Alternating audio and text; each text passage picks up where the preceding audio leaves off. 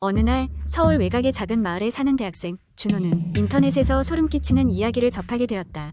그 이야기는 그가 살고 있는 마을 근처의 오래된 저택에 관한 것이었다. 여러 해 동안 비어있던 그 저택은 이상한 사건들과 미스터리한 실종 사건들로 악명이 높았다. 호기심이 많았던 준호는 그 이야기에 점점 빠져들었고 친구들과 함께 그 저택을 탐험해보기로 결심했다. 준호와 그의 친구들은 한밤중에 저택을 찾아갔다. 마을 주민들은 아무도 그 저택 근처에 가려고 하지 않았지만 젊은이들은 그런 이야기를 도전으로 받아들였다. 그들이 저택에 도착했을 때 달빛 아래에 드러난 저택은 생각보다도 더욱 으스스했다. 오래된 나무 문은 삐걱거리며 열렸고 그들은 손전등만 의지한 채 안으로 들어갔다. 저택 내부는 먼지와 거미줄로 가득했다. 시간이 멈춘 듯한 공간에서 그들은 낮은 속삭임 같은 소리가 여기저기서 들려오는 것을 느꼈다. 그들은 하나하나 방을 둘러보기 시작했고 각 방마다 소름이 끼치는 분위기가 감돌았다. 벽에는 알 수 없는 그림들과 낡은 사진들이 걸려 있었고 특히 한 가족의 사진은 시선을 사로잡았다. 사진 속 가족은 어딘가 불길한 미소를 짓고 있었다. 탐험을 이어가던 중 준호와 친구들은 지하실로 통하는 문을 발견했다. 그 문은 무겁고 큼지막한 열쇠로 잠겨 있었지만 운 좋게도 근처에서 그 열쇠를 찾을 수 있었다. 지하실은 엄청나게 깊고 어두웠다. 한참을 내려가던 그들은 불안감을 느끼기 시작했다. 지하실의 끝엔 작은 방이 있었고 어둠 속에서 무언가 반짝이는 것이 보였다. 준호가 손전등으로 그곳을 비추자 오래된 일기장이 나타났다. 일기장은 누구의 것인지 알 수 없었지만 그곳에서 일어난 끔찍한 일들의 대한 기록이 담겨 있었다. 일기에는 이 저택이 한때 부유한 가정의 소유였으며 그들이 어떤 불행한 사고로 인해 모두 사망했고 그 영혼들이 아직도 저택을 떠돌고 있다는 내용이 적혀 있었다. 더욱 소름 돋는 것은 일기의 마지막 페이지에 이 일기를 찾아낸 사람도 저택의 일원이 될 것이다 라는 글귀가 적혀 있었다는 것이었다. 갑자기 주변의 온도가 급격히 떨어지며 이상한 기운이 감돌았다. 그들은 서둘러 지하실을 빠져나오려 했지만 출구는 알 수 없는 힘에 의해 막혀버렸다. 친구들은 하나둘씩 불안에 떨기 시작했고 준호 역시 심장이 미친 듯이 뛰었다. 문득 벽에 그림자가 움직이는 것처럼 보이기 시작했고 그들은 그곳에서 무언가 살아 움직이는 것을 깨달았다. 혼란과 두려움 속에서 그들은 필사적으로 탈출구를 찾아 헤맸지만 저택은 마치 그들의 길을 가로막기라도 하듯이 점점 더 복잡하게 변해갔다. 그들이 발을 내디딜 때마다 낮은 웃음소리와 속삭임이 그들의 귀를 간지렸다. 극도의 공포에 질린 그들은 결국 그 저택에서 빠져나오지 못하고 이후로 그 누구도 그들을 본 사람이 없었다. 이후로도 그 저택은 어둠과 침묵 속에 머물렀고 준호와 그의 친구들이 겪은 일이 인터넷에서 공포, 썰로 전해지며 새로운 전설이 되었다. 그 이야기는 사람들에게 공포를 주는 동시에 그들의 호기심을 자극했고 지금도 용감한 이들이 저택을 찾아갔지만 그 결과는 아무도 알 수 없었다. 두 번째 이야기 나는 어린 시절 대부분을 작은 시골 마을에서 보냈다. 그곳은 항상 조용하고 평화로운 곳으로 주민들은 서로를 잘 알고 지내며 마치 하나의 큰 가족같이 지냈다. 그러나 마을의 외곽에는 버려진 저택이 하나 있었는데 사람들은 그곳을 피했다. 그저 흉가라고 부르며 지나칠 뿐이었다. 이 저택에 대한 소문은 무성했다. 몇몇 사람들은 그곳에서 이상한 소리를 들었다고 주장했고 어떤 이들은 밤에 불빛이 깜빡이는 것을 보았다고 했다.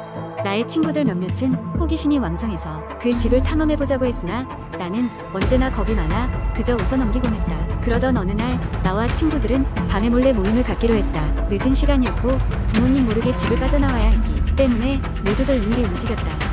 우리는 최종적으로 흉가를 탐험하기로 결심했다. 그것이 어리석은 행동임을 알았지만 당시에는 그저 흥분과 호기심만이 가득했다. 우리는 손전등과 조금의 간식을 챙겨 마을 외곽으로 향했다.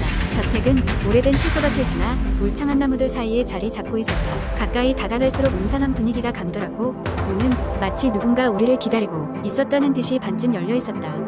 집 안에 들어서자 낡고 먼지 쌓인 가구들이 보였다. 어쩐지 집 안은 마치 시간이 멈춘 것처럼 구식이었고 진기한 냄새가 감돌았다. 주변을 둘러보던 중 한 친구가 갑자기 무언가를 발견했다. 벽에는 오래된 사진이 걸려 있었는데 어떤 가족의 사진이었다. 그중 한 명은 마치 우리 중하나와 닮아 있어 소름이 돋았다. 시간이 흐르자 우리는 점점 깊숙이 탐험하게 결심했고 저택의 위층으로 올라갔다. 그러던 중 우리는 누군가의 발자국 소리를 들었다. 발소리는 무겁고 의식적이었다. 우리는 도망치려 했으나 호기심이 더 컸다. 발자국 소리를 따라가자 우리는 낡은 문 앞에 멈췄다. 문을 열자 헌책들로 가득 찬 방이었고 책장에는 고대의 주술서와 관련된 것들이 쌓여 있었다. 그때 한 친구가 바닥에 놓인 커다란 책을 열어보았다. 그것은 이 마을과 주민들에 대한 오래된 기록이었다. 그 순간 모든 것이 납득이 갔다.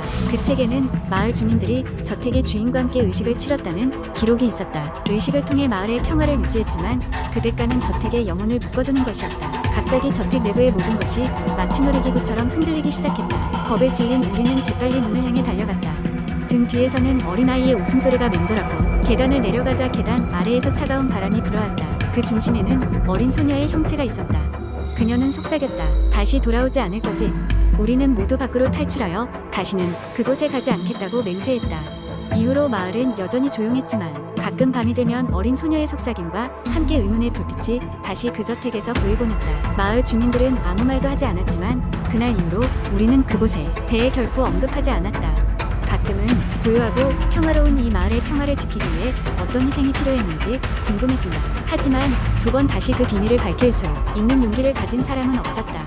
세 번째 이야기. 몇 년 전 여름, 나는 대학 방학을 맞아 친구들과 함께 강원도에 위치한 작은 산골 마을로 여행을 떠났다. 그곳은 자연이 잘 보존되어 있어 여름이면 시원한 계곡과 깊은 숲이 방문객들을 반겼다. 마을은 조용하고 평화로웠지만 현지인들 사이에서는 풀리지 않은 미스터리와 관련된 소문이 돌곤 했다. 마을 한가운데에 낡고 오래된 집이 하나 있었다.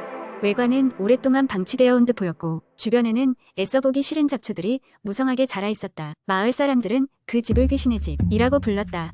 이유인즉슨 과거 그 집에 살던 한 가족이 참혹한 사고로 목숨을 잃었고 그 후로 그 집에서는 밤마다 누군가의 울음소리와 발소리가 들린다는 것이었다. 우리는 그 집에 관련된 소문에 대한 흥미를 감추지 못했고 결국 그 집을 직접 보기로 결심했다. 호기심과 두려운 마음이 뒤섞인 기분으로 우리는 저녁 무렵 귀신의 집을 찾아갔다.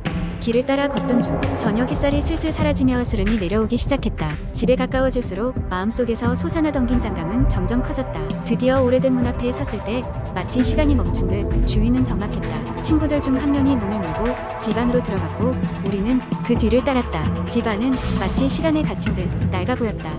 먼지가 쌓인 가구들과 깨진 유리창, 그리고 벽에는 바래진 가족 사진들이 걸려 있었다. 오싹한 기운을 느끼던 우리는 집을 더 둘러보기로 했다. 계단을 올라 2층에 도착했을 때 우리는 벽에 새겨진 바싹 마른 손자국들을 발견했다. 의미를 알 수 없는 손자국은 천장을 향해 이어져 있었고 그 자국들을 따라갔다. 그 순간이었다. 갑자기 발밑에서 무언가 움직이는 소리가 들렸다. 긴장감이 감돌던 그 분위기 속에서 우리는 무의식적으로 서로의 손을 꽉 잡았다. 발소리는 점점 더 우리에게 가까워졌고 깊고 느린 박자로 다가왔다. 순간 2층의 한 방에서 문이 삐걱 열리며 석양빛이 스며들고 있었다. 방 안에 들어가 보니 창문이 열려 있었고 바람에 흔들리는 커튼 너머로 무언가가 얼핏 보였다. 가까이 다가가자 정체가 드러났다. 끔찍하게도 찢어진 인형이 반쯤 떨어진 채로 창가에 매달려 있었다.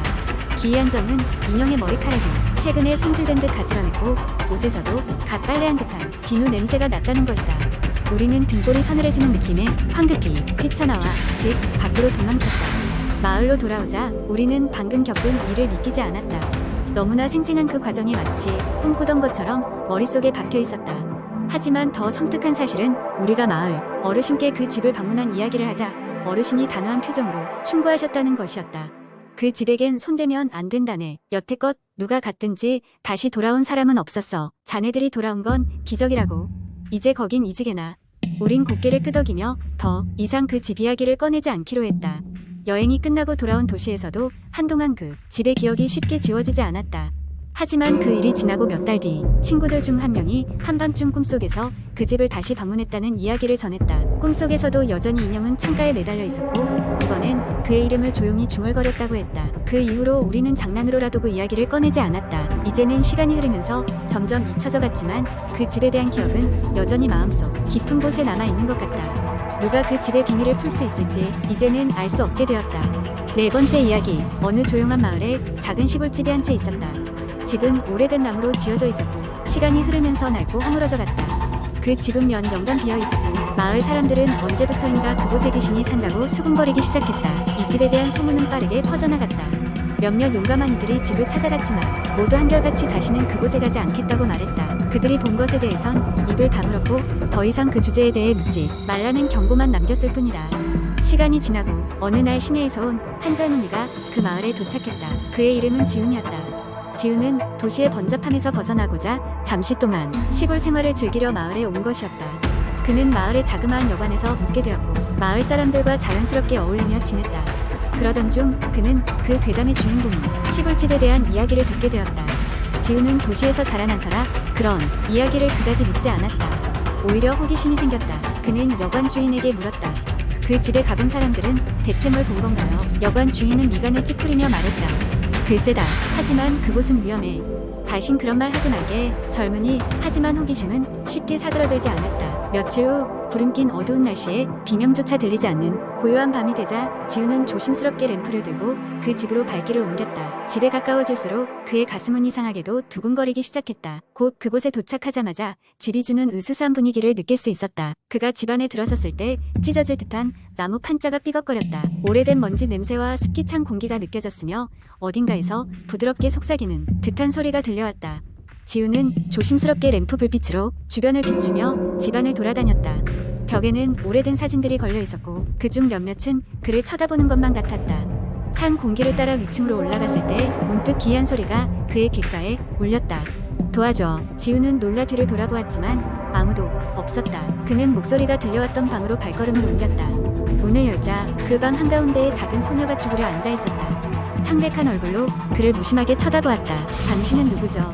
지훈이 떨리는 목소리로 말했다. 그러나 소녀는 아무 말도 하지 않고 그저 손가락으로 창밖을 가리켰다. 지훈은 그 방향으로 고개를 돌렸고 그 순간 끔찍한 광경이 눈에 들어왔다. 바깥에는 오래된 마치 누군가의 장례식처럼 검은 물체들이 물결치고 있었다. 그들이 무어라 중얼거리는 소리가 바람결에 실려왔다. 무언의 공포가 지훈을 덮쳤다. 그는 급하게 내려와 집을 빠져나가 마을로 돌아왔다. 숨을 고르며 그의 귓가에 여전히 그 소녀의 속삭임이 들려오는 듯했다. 그 이후로 마을에서는 지훈이 더 이상 그 집에 대해 묻지 않도록 경고했고 그는 그 경고를 따랐다.